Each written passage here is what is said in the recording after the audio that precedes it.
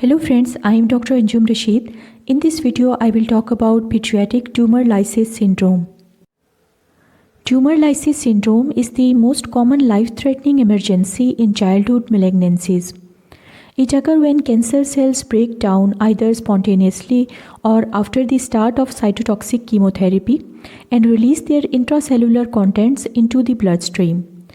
Tumor lysis syndrome peak around day 3 of the cytoreductive chemotherapy, but it can also occur up to 7 days after the treatment initiation.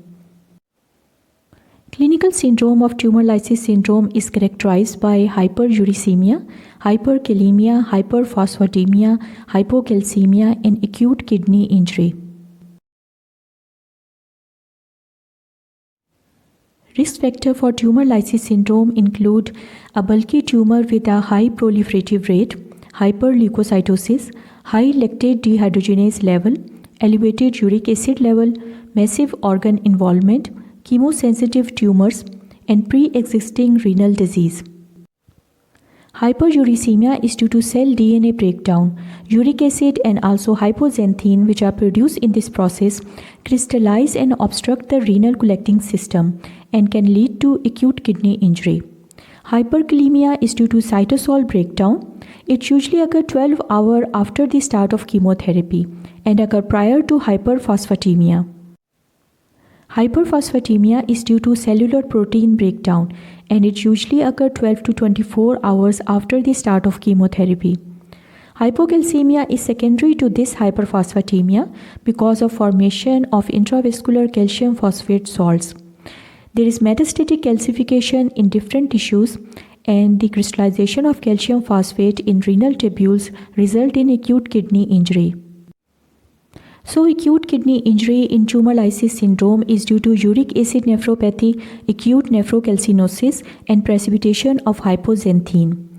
This acute kidney injury is often oliguric and there is volume overload associated with hypertension and pulmonary edema. Now I will discuss the clinical presentation of tumor lysis syndrome. Hyperkalemia can cause paresthesia, muscular weakness, and fatal cardiac arrhythmias. Hypocalcemia can cause paresthesia, tetany, positive Vostek sign and Trozier sign, anxiety, carpal and pedal spasm, bronchospasm and respiratory distress, seizures, or even cardiac arrest. Calcium phosphate deposition in various tissues can cause pruritus, gangrenous changes of the skin, iritis, or arthritis. Uremia in acute kidney injury can produce fatigue, weakness, malaise, nausea, vomiting, anorexia, metallic taste, hiccups, neuromuscular irritability, difficulty in concentration, pruritus, restless legs. Ecchymosis and pericarditis occur in severe cases.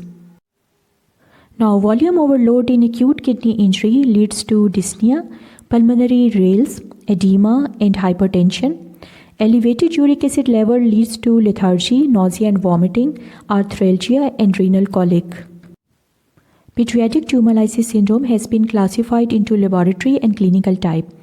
For diagnosing laboratory tumor lysis syndrome, 2 or more of the following should be present.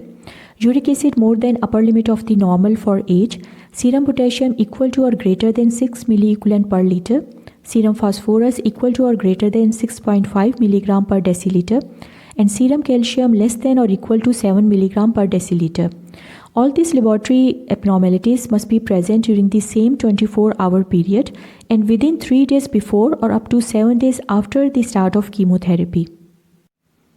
Now, clinical tumor lysis syndrome is defined as laboratory tumor lysis syndrome plus 1 or more of the following.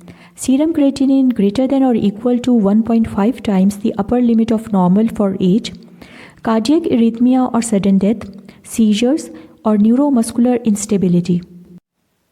Important laboratory workup in tumor lysis syndrome include a complete blood count, including initial WBC count, serum sodium, potassium, calcium, phosphate, uric acid, and lactate dehydrogenase level, blood urea nitrogen and serum creatinine levels, and also blood culture to rule out any infection.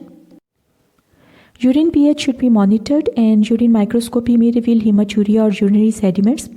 Urine culture may rule out infection. Chest X-ray may reveal pulmonary edema. Frequent ECG or continuous cardiac monitoring should be done. In case of hyperkalemia, there are T wave peaks, P wave flattening, and QRS interval prolongation, while in case of hypocalcemia, QT interval prolongation is present. Now, renal ultrasound or CT scan may be done for obstructive nephropathy. Now, in all pediatric patients who present with any kind of malignancy, risk assessment should be done for tumor lysis syndrome, and they should be divided into a low risk disease, intermediate risk disease, or high risk disease. Now, the tumor lysis syndrome risk assessment for pediatric solid tumors and acute leukemia. All pediatric solid tumors are low risk disease, except the bulky and chemosensitive solid tumors such as neuroblastoma or germ cell tumors, which are intermediate risk diseases. Now, in acute myeloid leukemia, if the WBC count is less than 25,000 and LDH is less than 2 times the upper limit of normal, then it is a low risk disease. However, if LDH is more than 2 times the upper limit of normal, then it is an intermediate risk disease. Now, if WBC count is more than 25,000 but less than 1 lakh, then it is an intermediate risk disease. However, if WBC count is more than 1 lakh per microliter, then acute myeloid leukemia is a high risk disease. In acute lymphoblastic leukemia, if the WBC count is less than 1 lakh plus LDH less than 2 times upper limit of normal, then it is an intermediate risk disease. If LDH is more than 2 times upper limit of normal, then it is a high risk disease. Now, if WBC count is more than 1 lakh per microliter, then acute lymphoblastic leukemia is a high risk disease. Now, Burkitt leukemia and chronic myelogenous leukemia both are high risk diseases.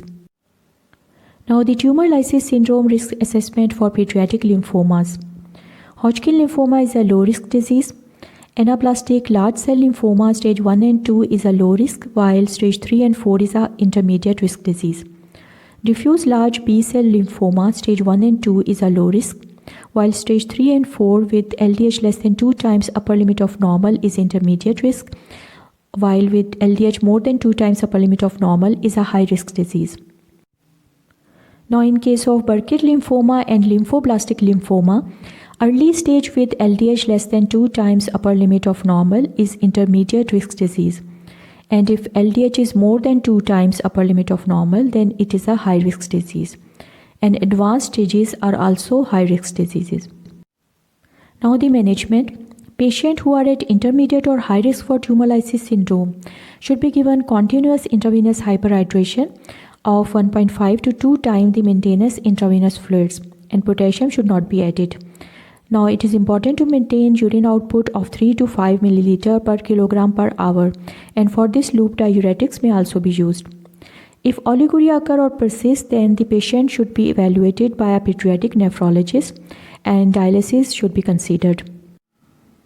Now, during this therapy, monitoring is important. Monitor for fluid overload and third spacing. Serial measurements of serum uric acid, potassium, phosphorus, calcium, and creatinine levels should be done. Measure labs every 4 to 8 hours in case of high-risk disease and every 8 to 12 hours in case of intermediate risk disease, while these can be done once or twice daily in case of low-risk disease.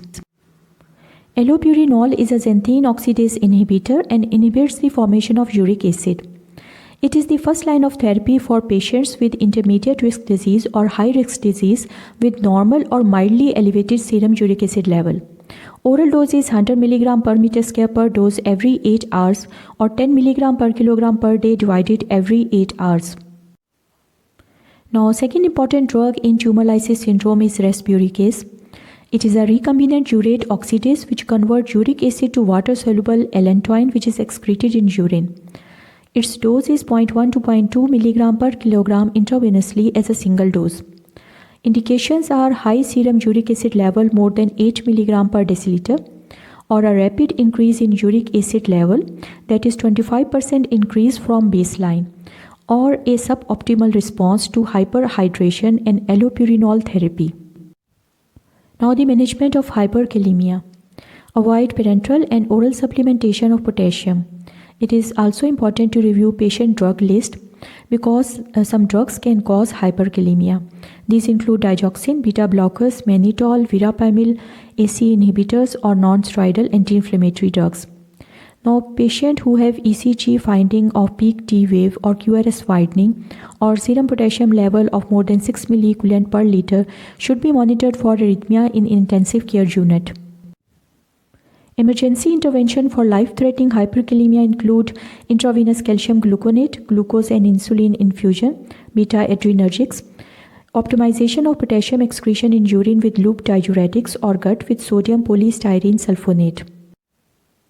Now, hyperphosphatemia and hypocalcemia are managed with hyperhydration, dietary restriction of phosphorus, phosphate binders like calcium acetate or sevelamer, furosemide to prevent hyperfiltration, and dialysis in severe cases.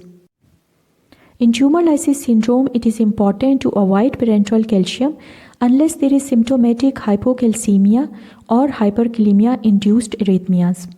Serum calcium levels normalize when serum phosphate and uric acid level normalize. Now, urine alkalinization is no longer recommended and it is even discouraged.